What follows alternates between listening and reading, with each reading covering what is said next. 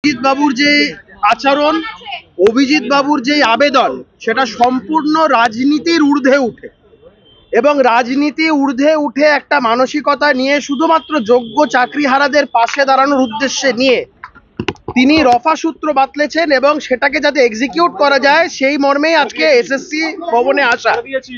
এবং এখানে এসে অভিজিৎ বাবু অত্যন্ত ভদ্র মানুষ, উনি হয়তো এই বিষয়টা নিয়ে আপনাদের সামনে বলবেন না, কিন্তু আমি আপনাদের বলছি যেভাবে একজন অনারেবল এমপি তাকে যেভাবে আচরণ করা হলো, সেক্রেটারি পর্যন্ত এলেন না, ডিপার্টমেন্টের একজন বড়বাবু কথা বলে গেলেন। আমরা এখান থেকে দাঁড়িয়ে বলছি আমরা কালকে আবার আসবো এবং থানার লোকাল থানার একজন অফিসার কমিউনিকেট করছে এসএসসির ব্যাপারে। থানার অফিসার কে কমিউনিকেট করার ব্যাপার?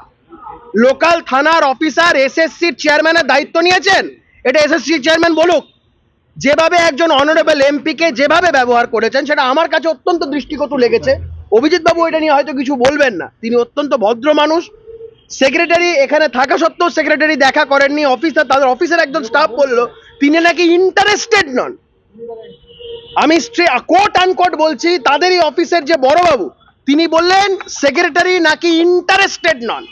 একজন অনারেবল এমপি, পশ্চিমবঙ্গের একজন মানুষের ভোটে নির্বাচিত সাংসদ, এই যাদের চাকরি হারিয়েছে তাদের হয়ে কথা বলতে এসছে, কোনো রাজনীতির কথা বলতে আসেনি।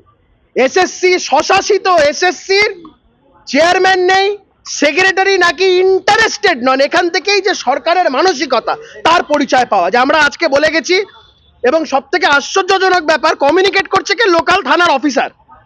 এখানেও পুলিশ তন্ত্র চলছে। তো আমরা বলছি অভিজিৎবাবু বাদবাকি কথাগুলো বলবে, কিন্তু আমরা আবার আসবো, আমরা আবার দেখা করার চেষ্টা করব, কারণ আমাদের এখানে সংঘাত করা উদ্দেশ্য নয়, আমরা একটা সমাধান সূত্র খুঁজছি। সংঘাত যখন করতে নামবো তখন এত কাউকে কোনো প্রশ্নের জবাব উত্তর কোনো কিচ্ছু দেবো না, তখন শুধু সংঘাতই করব।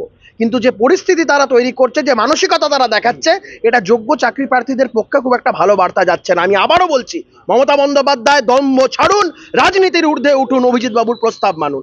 যেই আচরণ আপনি আজকে দেখালেন আপনাদের স্বশাসিত সংগঠনের সংস্থার মাধ্যমে লোকজনদের দিয়ে, এটা খুব একটা ভালো বার্তা ক্যারি করে না।